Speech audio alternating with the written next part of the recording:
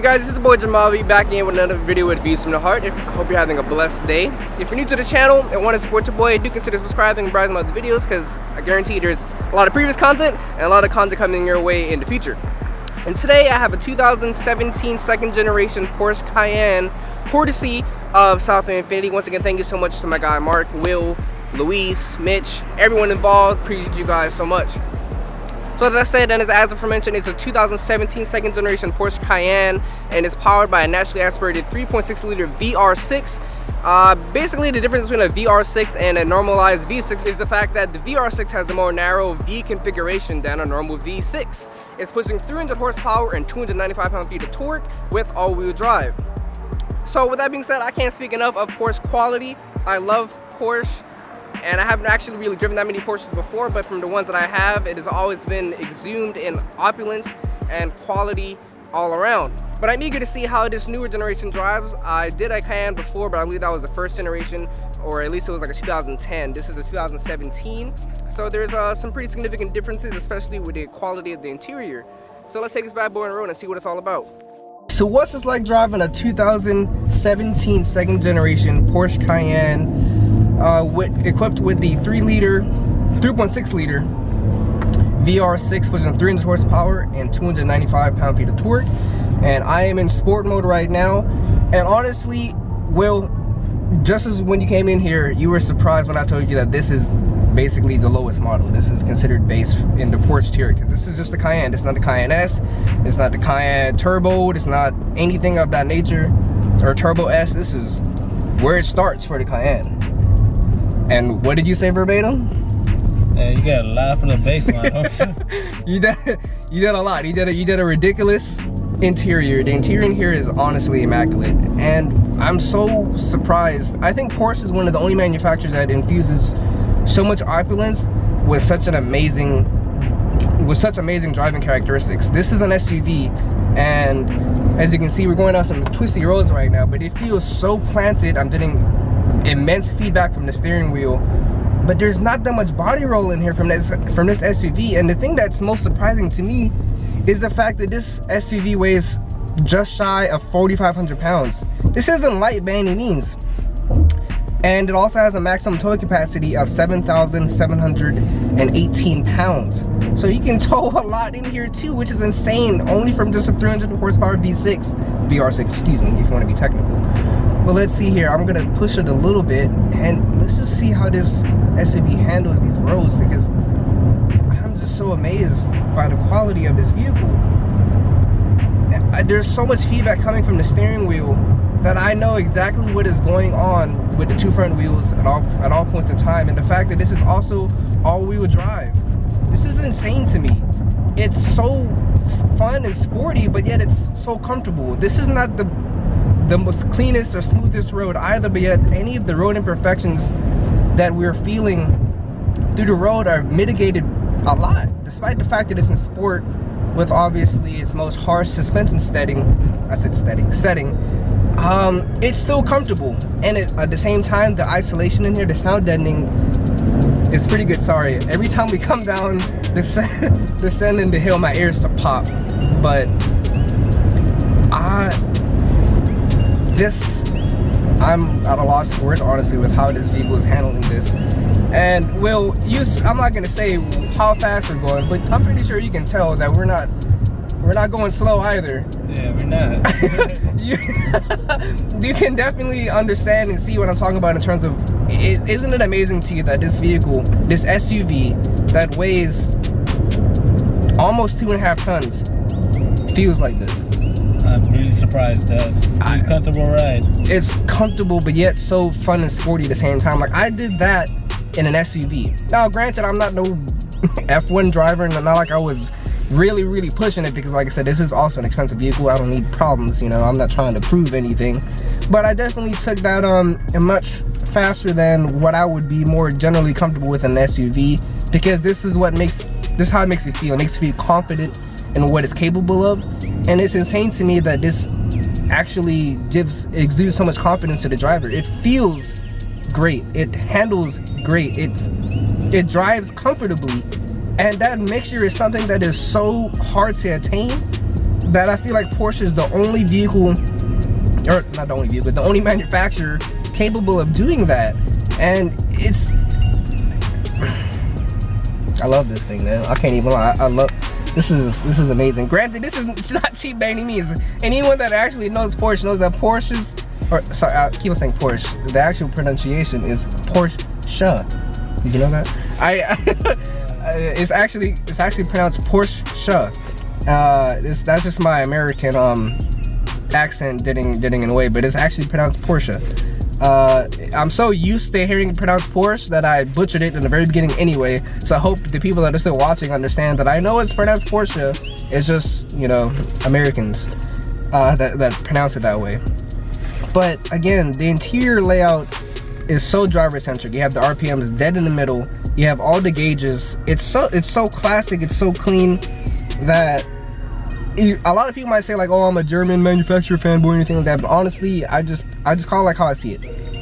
The only thing I'm not really too particular of, and this is also because obviously I'm not a Porsche owner, is the fact that in the middle here you have button overload. Literally, there's buttons for everything that you'd want. But that's also a pro too, especially if you're a Porsche owner, and obviously a previous Porsche owner as well. It's something that you just get used to. But that's someone just hopping in here, there's so many buttons that you literally have to look and see, okay, this does that, this does that, does this. But the pro to that is the fact that a lot of manufacturers are trying to go for more cleaner aesthetic and less buttons. Meaning that in order for you to do the most simplest of tasks, sorry, let's try this 300 horsepower V6, VR6 right here. And it's adequate. It's definitely not slow, but it's not fast either. It's just decent, you know. I would definitely I wouldn't be perturbed by it at all, because it does definitely feel good.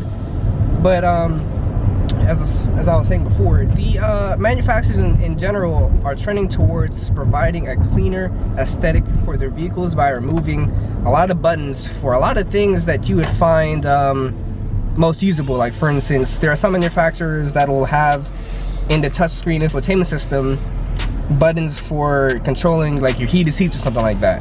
Why would I ever want to go through an infotainment system to press something that I would use often? I think that's stupid, in my personal opinion. I don't know why some manufacturers do that, but there are some out there that would put something as often that would be used as something like that in a convoluted means to access it. But other than that, I mean, it's like I said, this is one of the few cars that where I'm literally at a loss of words, because the quality in here is insane for this just being their starter Cayenne.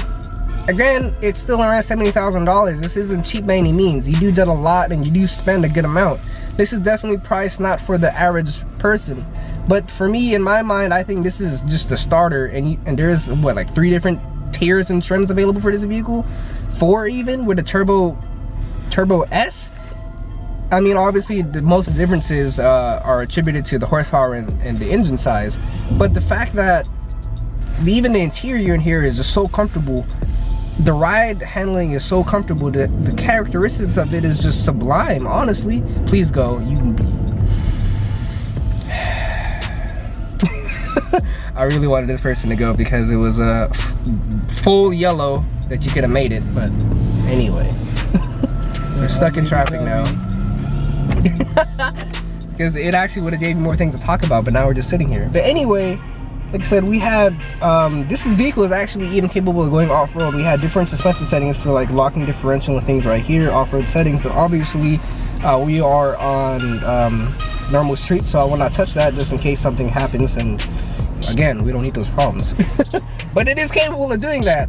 But that also confuses me too. Like, yes, that is, I guess, something nice to have, but I don't know anyone that would want to take a $70,000+ vehicle and take it off-roading like that. Granted, I guess a Raptor is around that price too, but you know, I don't know. I guess it's hard for me to imagine a Porsche doing the same things as someone would possibly do in a Raptor. Some of the things anyway. But you know, it's there. But at the same time too, most people that can afford Porsches probably wouldn't matter to them that much anyway. They just had another one.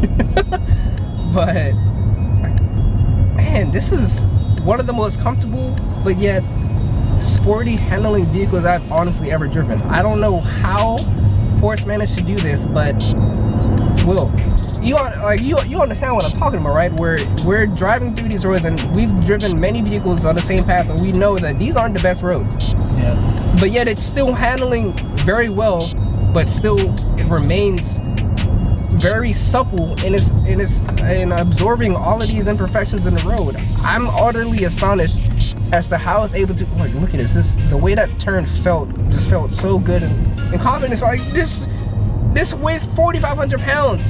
Did you feel any body roll in that turn? No. There was no body roll, and I went through that turn at 40 miles an hour.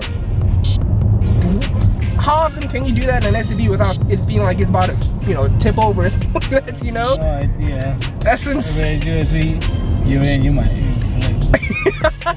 Like that's honestly insane. But that's, again, I'm not just doing that because I'm like, oh, I'm a good driver. It's just this is what the car is capable of. It makes me feel confident in doing something like that.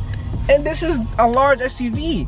Don't let the proportions fool you. Like, I always say that I always thought the Cayenne was smaller, but that's why they brought out the Macan, because the Macan is actually significantly smaller than the Cayenne. The Cayenne is actually a pretty large SUV.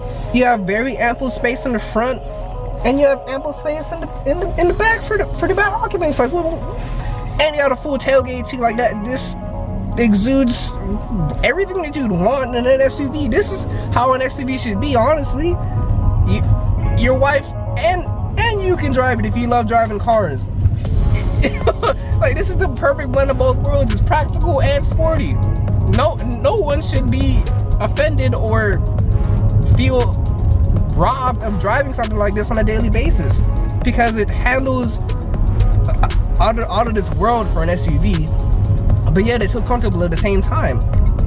How many vehicles do you know that can offer the best of both worlds, and on top of that, practicality? I can tell you right now, I honestly don't know of another one that can offer all of these intangibles, all of the aforementioned things that I've said, in a package that is, I think it looks pretty good. I'm not gonna say it's the most stellar looking vehicle, but it's not ugly either. It's definitely appealing. But man, Will, you're gonna have to get this. Yeah, this traffic is definitely a killer. But Will, you're gonna have to get this, fam. Over the Red Sport. Honestly, if you're really looking into a vehicle like this, I would get this. Yes, honestly, it's not a knock on Infiniti or anything like that, because, like, honestly, head up south at Infiniti. Come test drive this exact vehicle. Once you get into this vehicle, you'll understand everything that I'm talking about, where it's fun. It's actually fun to drive an SUV. If you want a fun driving SUV, this is it. Hands down, this is it. Man, this is wow, Porsche. Wow. That's all I can say is wow. This is literally one of the first vehicles that I'm honestly at a loss for words, because it's hard for me to comprehend how this vehicle can offer so much practicality, but yet feel the way that it does. Like that's almost it's almost nonsensical in a way, because you're so used to these days to having things that are just good in one area. Rarely do you have something that is great in almost everything. And honestly, this isn't just good, it's great in what it is. Obviously, it's contextual too. I'm not saying this feels like an 911, but when you think about an SUV, I do not know of another SUV that can honestly ever possibly feel this way besides another Porsche. Honestly, but I'm gonna give it the full beans here. Remember, this is 300 horsepower, naturally aspirated. Nice too, though. Revs all the way out to about 6,500. And yet it feels so planted and secure, though, right, Will? Yeah. Like, it's insane to me thinking that this vehicle that weighs so much and is this bulbous with these proportions. Why is this person in? All right, this person is just looking to die. These bikers, man, they really play with their lives. I don't understand. If you are on a bicycle, please, for the love of God, ride on the sidewalk. I don't care what sort of ticket you get. No ticket can ever stop me from putting my life first. There are a lot of drivers out here that are something special. I'll just leave it at that. But again, I think I've covered everything I need to about this vehicle. Honestly, I give it 2 thumbs up. I really love the Porsche Cayenne. I can't speak enough praise about it, how it feels, how comfortable it is, how surprisingly sporty it is. It's everything that I could possibly want in an SUV. And it's something that I would love to get my mother, my future wife, anyone, because I know too that I would love driving it. This is one of the first vehicles where I know that offers practicality, where I would want to get the keys and jump in and drive it, and not just pass it off to someone that may not enjoy driving as much as I do. So with that being said, it's your boy Jeameave. I hope you enjoyed the video. Thank you for watching. Don't forget to hit that subscribe button, and I appreciate you guys so much, and see you guys on the next one. Have a blessed day.